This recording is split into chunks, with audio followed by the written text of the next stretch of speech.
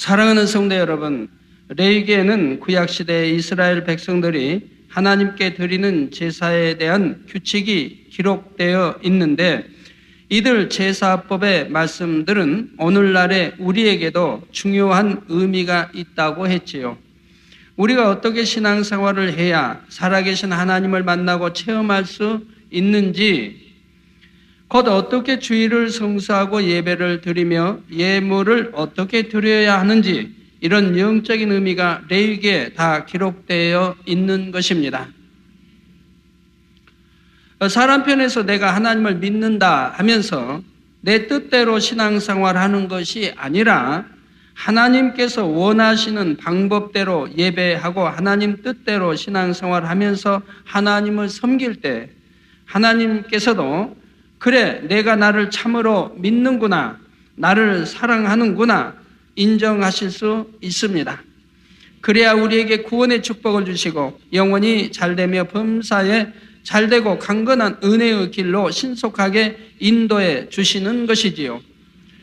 그래서 먼저 번제의 말씀에서는 우리가 어떻게 주일을 성수해야 할 것인가에 대해서 특별히 신령과 진정으로 예배 드리는 방법에 대해 살펴보았습니다. 번제 다음에 살펴볼 내용은 소제인데, 오늘은 소제에 대하여 두 번째 시간입니다. 소제는 예배와 함께 아버지 하나님께 드려지는 중심의 감사요, 또한 감사의 예물이라 했지요. 오늘도 증거되는 말씀을 통해 성도님들은 하나님께서 기뻐하시는 참된 신앙생활의 길을 밝히 깨우치고 그대로 행하시기 바랍니다. 그래서 여러분이 드리는 예배는 물론 모든 기도와 예물이, 또한 충성과 모든 삶이 아버지 하나님 앞에 다 연락되어 풍성한 축복으로 받을 수 있기를 우리 주 예수 그리스도의 이름으로 축원합니다. 사랑하는 성도 여러분, 소제는 곡식에 고운 가루를 드리는 제사입니다. 원래 하나님께 드리는 제사에는 반드시 속죄 제물인 짐승의 피 흘림이 있어야 합니다. 먼저 짐승의 피를 흘려 우리의 죄를 사할 때라야 우리의 기도와 간구가 거룩하신 하나님 앞에 상달될 수 있기 때문이지요. 그래서 번제를 드릴 때는 소나 양을 잡아 그 피로서 죄를 사하는 피의 제사로 드렸습니다. 그러나 소제는 대체로 번제와 함께 드려지는 것으로서 별도의 피 흘림이 없는 감사의 제사이지요. 사람들이 땅을 갈아 수고하여 곡식을 얻을 때 심을 씨와 먹을 양식을 주시고 수확하기까지 지켜주신 하나님께 감사하여 그 수확 중에 처음 열매와 또 좋은 것을 구별하여 하나님께 소제로 드렸던 것입니다. 오늘날 우리에게 있어서 소제란 우리의 삶 가운데 일용할 양식을 주시고 모든 좋은 것으로 채워주신 하나님께 감사의 마음으로 올려드리는 예물입니다. 그런데 우리가 감사의 예물을 드릴 때는 어떻게 드려야 하나님께서 기뻐 받으시는지 구약시대 소제의 절차를 통해서 알 수가 있지요. 지난 시간에는 소제를 드릴 때 항상 곡식에 고운 가루로 소제의 제물을 만들어야 하며 그 위에 반드시 기름을 붓고 향기로운 유향을 놓아야 한다 했습니다. 이는 영적으로 오늘날 어떤 제목으로 드리는 감사의 예물이라 해도 우리의 정성을 다해 드리고 중심으로 드려야 함을 나타내고 있는 것입니다. 그런데 곡식을 고운 가루로 갈아서 소제를 드릴 때 여러 가지 방법으로 드리게 됩니다. 고운 가루를 그냥 불살라 드리기도 하지만 여기에 기름을 섞어서 반죽하여 화덕에 굽거나 번철에 구워서 드리기도 하며 솥에 삶아서 드리기도 했지요. 소제를 이렇게 여러 가지 방식으로 하나님께 드리는 것은 사람들이 일용할 양식을 얻기 위해 세상에서 살아가는 방식이 다양하며 그 안에서 하나님 앞에 드려지는 감사의 조건들도 다양하다는 것을 의미합니다. 수많은 사람들이 물을 지나듯 불을 지나듯 이런저런 삶의 여정을 지나는 가운데 각자의 감사의 조건들도 다 다른 것이지요. 주일마다 항상 드리는 감사의 제목 외에도 특별한 축복을 받아서 감사드리는 경우도 있고 마음의 소원에 응답받아서 감사하기도 합니다. 때때로 시험이나 연단이 다가올지라도 믿음으로 통과하여 승리하게 하심에 감사하며 그 밖에도 인생살이의 서로 다른 모습을 따라 감사를 드리는 각도가 달라지는 것입니다. 그러나 중요한 것은 우리가 어떤 삶을 산다 할지라도 범사에 감사하라 하신 말씀대로 항상 감사의 조건을 찾아 감사할 수 있어야 하지요. 그렇게 감사드릴 때에 하나님께서도 그 마음의 향을 받으시고 기뻐하심으로 우리 삶 가운데 감사의 조건이 더욱 넘치게 축복하시는 것입니다. 그런데 감사의 제목은 달라질 수 있지만 하나님께 예물을 드리는 중심과 자세는 항상 동일합니다. 그 중심은 언제나 가장 귀한 것으로 드려야 하며 또한 항상 정성을 다해 하나님께 드리는 것이지요. 사랑하는 성도 여러분, 이렇게 정성을 다해 소제를 드릴 때에 거기에는 기름과 유향을 반드시 첨가하라 하셨는데 반대로 소제에는 넣지 말아야 하는 것도 있습니다. 바로 누룩과 꿀입니다. 누룩을 넣지 말아야 한다는 말씀의 의미는 지난 시간에 이미 설명했습니다. 예물을 드릴 때 남의 눈에 보이려고 외식감이나 세상 염려 근심 가운데서 억지로 드리는 등 순전하지 않은 마음으로 드려서는 안 된다는 말이지요. 오직 하나님께 대한 사랑과 감사하는 마음으로 진실한 중심으로 예물을 드려야 하는 것입니다. 그러면 꿀은 왜 넣지 말라 하신 것일까요? 누룩을 넣지 말라 하신 까닭이 가루의 순전함을 부패하게 만들기 때문인 것처럼 꿀을 넣지 말라 하신 것도 꿀이 고운 가루 자체의 성질을 변질시키기 때문입니다. 특히 팔레스타인 지방에서 생산되는 꿀은 대추와 포도로부터 추출된 것으로서 쉽사리 발효되고 상하는 성질을 갖고 있습니다. 하나님께서는 이처럼 변하기 쉬운 꿀을 넣어 가루의 순전함을 변질시키는 것을 금하신 것입니다. 사람이 생각할 때는 꿀이 귀한 것이고 순전히 곡물로만 만든 빵보다는 달콤한 꿀을 넣은 빵이 더 맛있으니까 예물에도 꿀을 넣는 것이 더 좋아 보일 수도 있습니다. 그러나 아무리 사람 보기 좋은 것이라도 하나님께서는 하나님께서 명하신 그대로를 받기 원하시며 또한 드리는 사람의 마음에서 한번 어떤 것을 정했으면 정한 그대로 드리는 것을 기뻐하지요. 어떤 사람은 무엇을 하나님께 드리겠다고 정했다가도 상황이 바뀌면 그 마음이 달라지는 것을 봅니다. 처음 드리기로 정했던 것을 드리지 않거나 처음 정한 것과 다르게 바꿔서 드리는 것입니다. 그러나 하나님께서는 하나님께서 명하신 것을 사람의 생각 속에 변질시키거나 성령의 역사를 통해 어떤 것을 하리라고 정한 것을 자기 유익에 맞춰 변개하는 것을 싫어하십니다. 그래서 신명기 23장 23절에 보면 내 입에서 낸 것은 그대로 실행하기를 주의하라. 무릇 자원한 예물은 내 하나님 여호와께 내가 서원하여 입으로 언약한 대로 행할지니라 했고, 레위기 27장 7절에서 10절에는 사람이 예물로 여호와께 드리는 것이 생축이면 서원물로 여호와께 드릴 때는 다 거룩하니 그것을 변개하여 우열간 바꾸지 못할 것이요, 그것을 변개하여 우열간 바꾸지 못할 것이요, 혹 생축으로 생축을 바꾸면 둘 다 거룩할 것이라 하셨습니다. 한번 어떤 짐승을 드리기로 정했다면 우열간에 그보다 나쁜 것으로 바꿀 수 없음은 물론이요, 더 좋은 것으로 바꾸어서도 안 되며 임의로 바꿀 때는 둘 다 드려야 한다는 말씀이지요.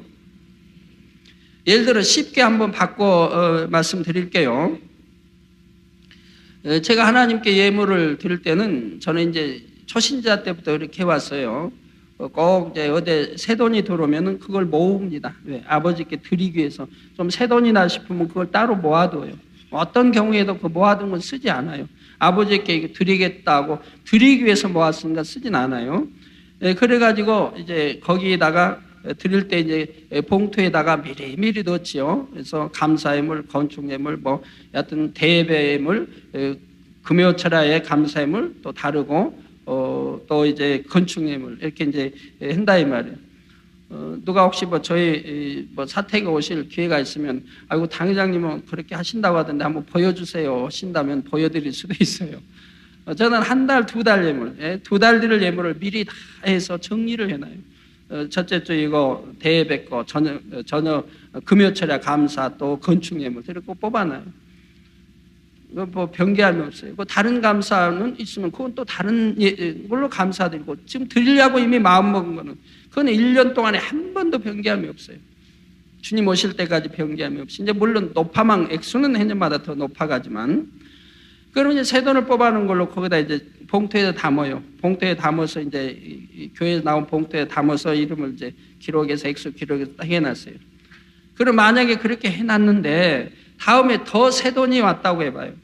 물론 제게 있는 건 전부 새 돈이지만 혹여 더 새 돈이 왔다고 해봐요. 아, 더 새 돈이니까 이거 빼고 이걸로 더 새 돈이니까 바꿔서 넣어서 드려야 되겠다 라고 해서 드렸다고 해봐요.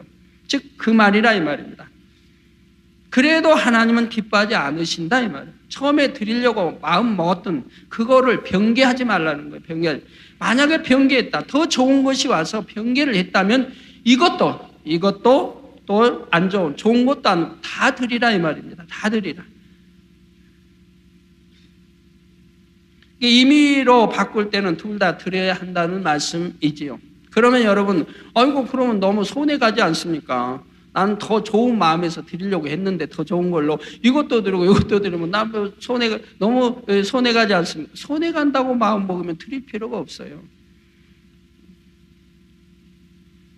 정성과 믿음과 사랑과 내가 아버지 앞에 심은 거는 30배, 60배, 100배로 분명히 받는다고 믿고 드리세요.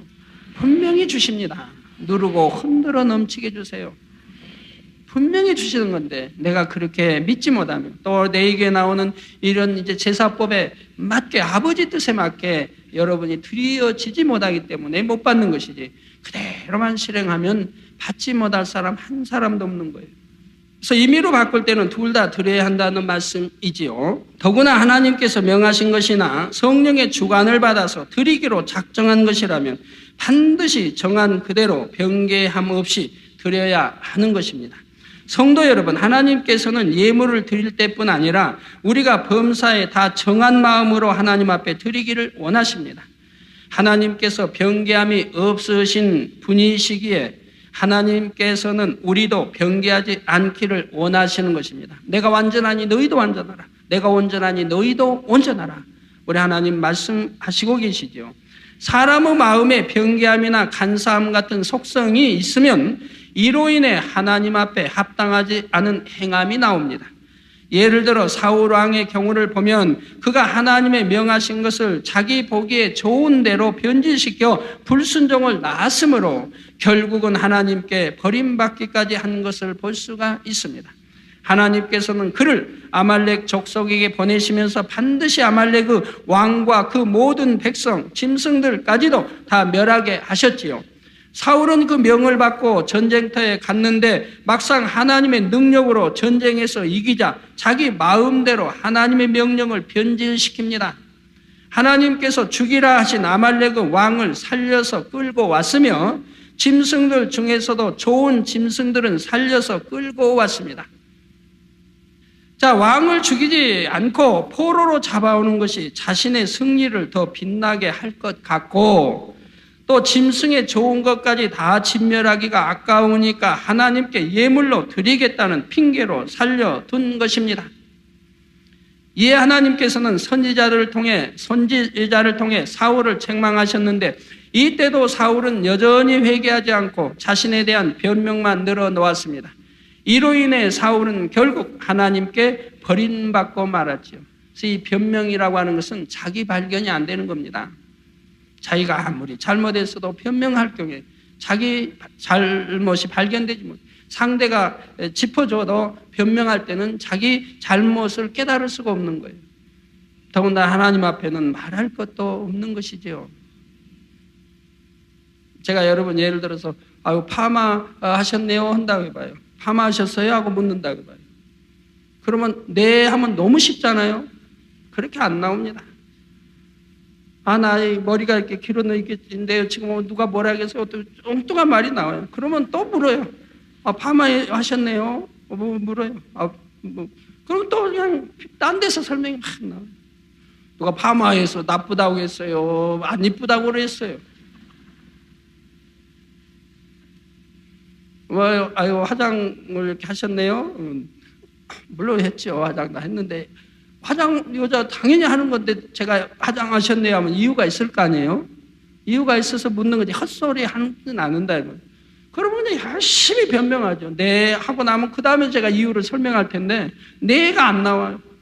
난 다른 때보다 화장을 그냥 어떻게 뭐 이랬네 저랬네 막 나는 화장 원래 가볍게 하는데 오늘은 더 진하게 하고 오늘은 어디 가야 되는 거 어떠고 뭐가 그냥 잠을 못 자서 피곤해가지고 그래서 좀 했는데 혼자 그냥 다 털어놔요. 제가 그거 말하고자 하는 건 그게 그런 뜻이 아닌데 변명하니까 답을 못 듣는 거죠.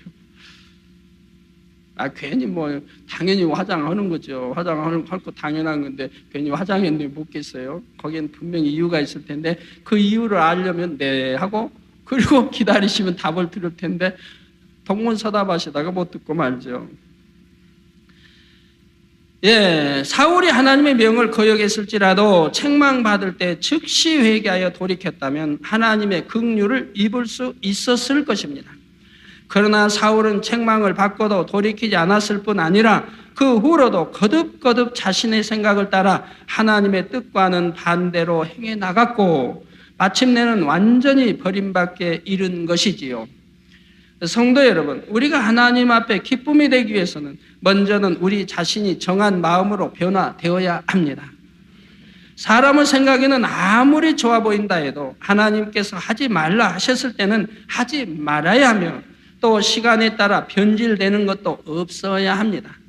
참으로 정한 마음, 정직한 영을 가진 사람이 되어 그래서 이브리서 10장에 했잖아요. 참마음을 가진 자가 온전한 믿음을 갖는다. 믿음도 온전한 믿음이 있고 그냥 믿음도 있지 않습니까? 믿습니다는 누구나 합니다. 그러나 온전한 믿음은 반드시 응답이 옵니다. 믿음대로 역사가 돼요. 온전한 믿음. 그럼 온전한 믿음을 가지려면 어떻게 내가 참 마음을 가질 때만이 온전한 믿음이 되어진다 이 말이에요. 그래서 입술에 나오면 믿습니다에 거기 응답이 온다 이 말입니다. 참 마음이 됐을 때, 참 마음이 아닐 때는 내가 100번 믿습니다 한다고 해서 응답이 오는 게 아니라 이 말이에요. 그럴 수밖에 없는 거라 이 말이에요. 그래서 참 마음을 가지려니까 제사도 그렇고 이런 말씀 하나하나가 그런 거예요. 변개하는 마음 없어야 참 마음이 된다. 이랬다 저랬다 하는 마음이 없어야 되고 간사한 마음이 없어야 된다. 두 마음이 없어야 된다. 한 번 정한 거는 반드시 지킬 줄 아는 사람. 이렇게 참 마음이 되어져야 하기 때문에 아버지는 이런 거 하나하나까지도 이렇게 세밀하게 우리에게 가르쳐 주시는 것이라 이 말이에요. 참 마음이 되게 하기 위해서. 그럴 때는 참 믿음이 주어지고 그 믿음대로 불가능이 없게 되어지는 것이라 이 말이에요. 참으로 정한 마음, 정직한 영을 가진 사람이 되어 하나님의 뜻을 변개함 없이 그대로 지켜 행할 때 하나님께서는 그를 기뻐하시며 그 예물도 연락하여 축복 주실 수 있는 것이지요. 그런데 참고로 누룩을 넣지 말라 하신 말씀에 대하여 한 가지 더 설명할 것이 있습니다. 어떤 분들은 내 얘기를 읽어가다가 때로는 소재의 예물에 누룩을 넣을 수 있도록 허락한 경우가 있는 것을 보고 왜 소재에 누룩이 들어가는 경우가 있는가 궁금하게 여기는 경우가 있지요. 성경을 보면 때때로 소재에 누룩을 넣을 수 있도록 허락하신 때도 있지만 이렇게 누룩을 넣는 것은 말 그대로 예외적인 경우입니다. 이 예물은 불에 살라서 하나님께 드리는 것이 아니라 제사장이 제물을 단에서 앞뒤로 흔들어 하나님께 드리는 의미만 표현하고 그 제물은 다시 가져와서 사람이 나누어 먹지요. 이런 방법의 제사를 요제라고 합니다. 일반적으로 불에 살라 하나님께 드리는 소제는 결코 누룩을 넣지 말라 하지만 이렇게 변형된 절차 속에서 드릴 때에는 누룩을 넣는 것이 허락되는 경우도 있다는 사실입니다. 그러나 이는 하나님 앞에 드리는 예물에 있어서 변질되고 변개하는 것이 가하다는 의미가 아닙니다.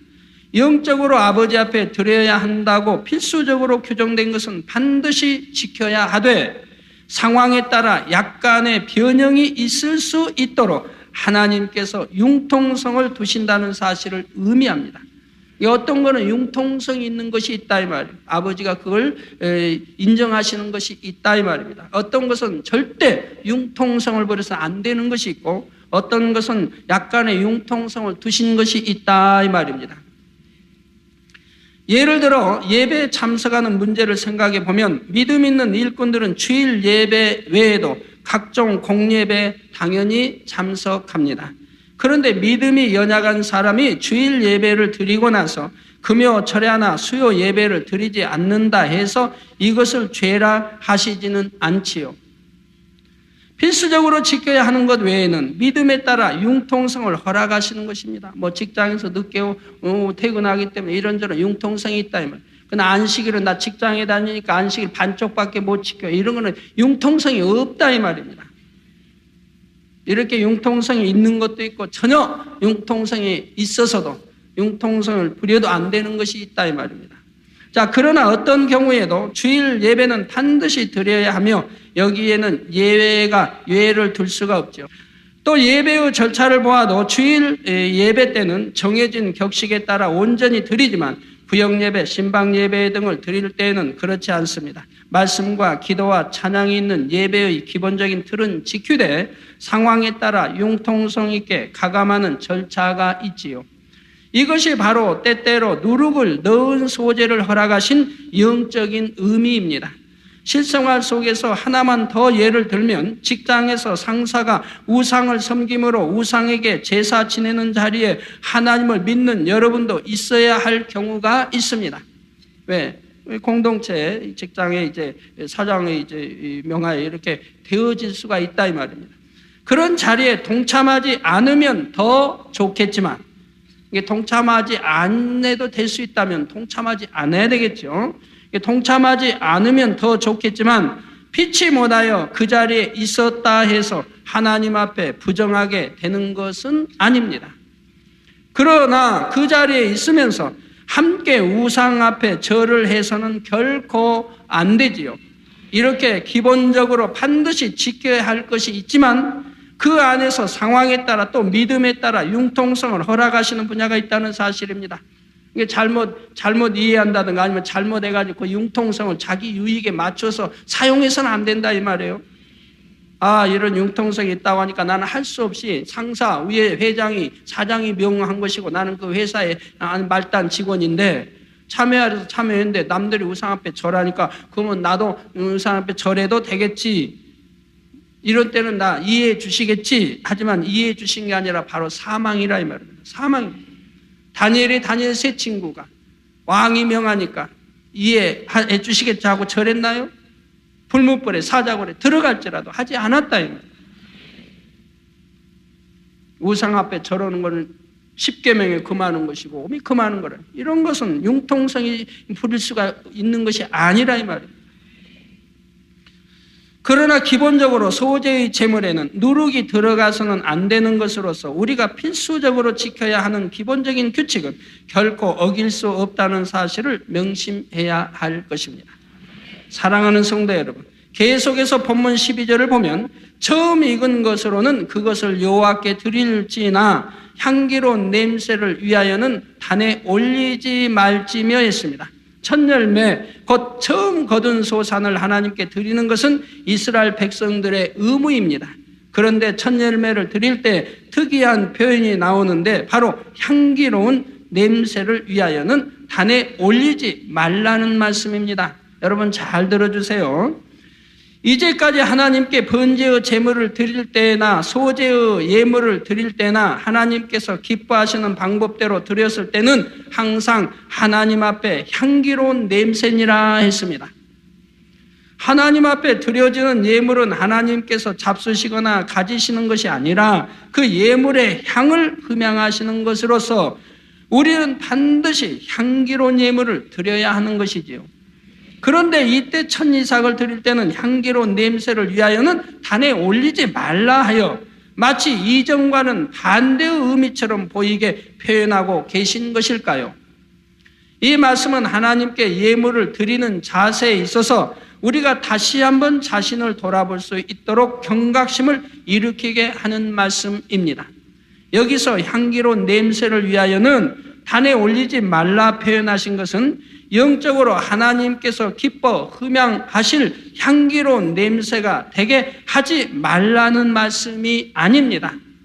영적으로는 향기로운 냄새로 드려야 하는 것이되 육적인 냄새를 목적으로 곧 곡식을 불에 살라서 그 타는 냄새를 바라게 하는 것을 목적으로 해서 단에 올려서는 안 된다는 것이지요. 우리가 소제를 드리는 목적은 예물을 불살라 향기를 내는 행위 자체가 아니라 제사의 행위를 통해서 하나님 앞에 마음의 향을 올려드리는 것이라 했습니다. 마음의 향을. 노아가 이제 번제를 드렸다. 그러면 하나님은 흠양하셨더라. 그 마음의 중심의 향을 흠양하신 거지 짐승을 태워서 그 냄새를 아버지가 흠양하시고 계시겠습니까? 아니라 이 말입니다.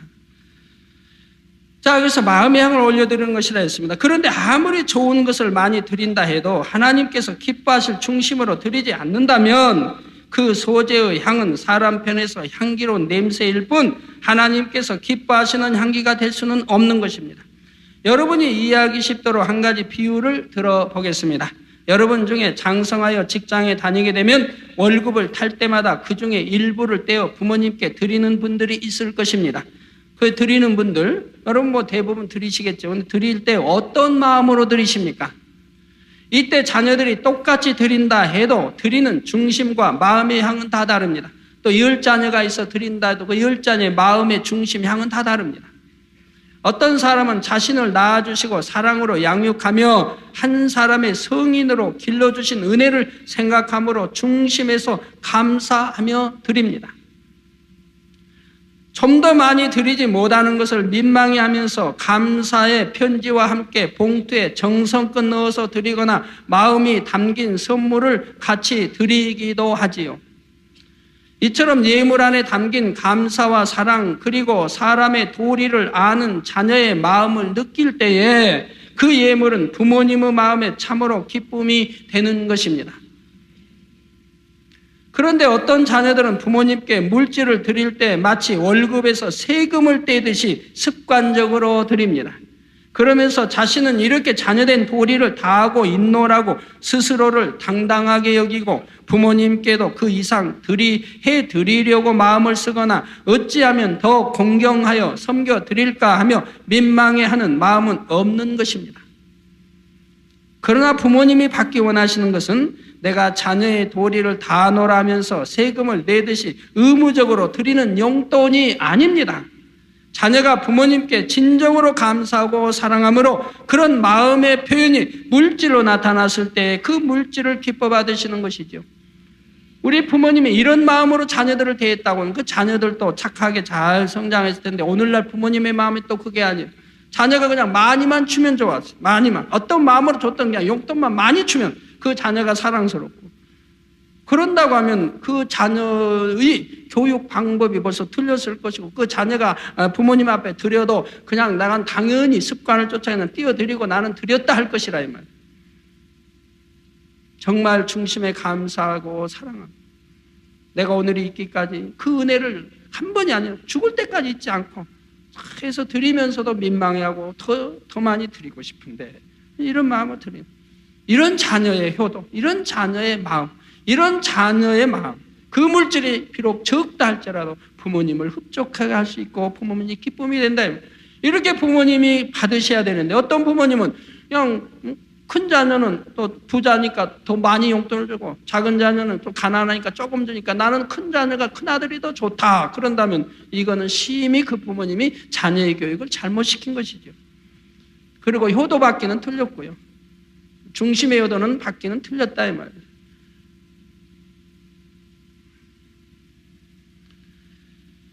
자, 하나님께서도 마찬가지이십니다. 우리가 예물을 드릴 때는 영원한 생명을 주시고 일용할 양식을 주신 아버지께 대하여 넘치는 감사와 사랑의 향으로 정성껏 드려야 합니다. 마땅히 하나님의 자녀로서 도리를 다하는 것임을 알아 마음을 다해 드려야 하는 것이지요. 만에 하나라도 습관적으로 드리거나 의무적인 느낌으로 중심의 향이 없이 예물을 드리고 그리고 나서는 자신이 하나님 앞에 할 바를 다한 것처럼 생각해서는 안 되는 것입니다. 자, 하나님께서는 소제를 드릴 때 그 곡식을 들여서 태우는 육의 냄새를 바라게 하므로 내가 하나님께 할 바를 다했다는 그런 마음이 아니라 정녕 그 예물 안에 믿음과 소망과 사랑을 담아 중심의 향을 바라게 하기를 원하십니다. 자, 그래서 중심의 향을 바라게 하기를 원하시고, 이것이 바로 본문의 향기로운 냄새를 위하여는 단에 올리지 말라 하신 말씀의 의미이지요.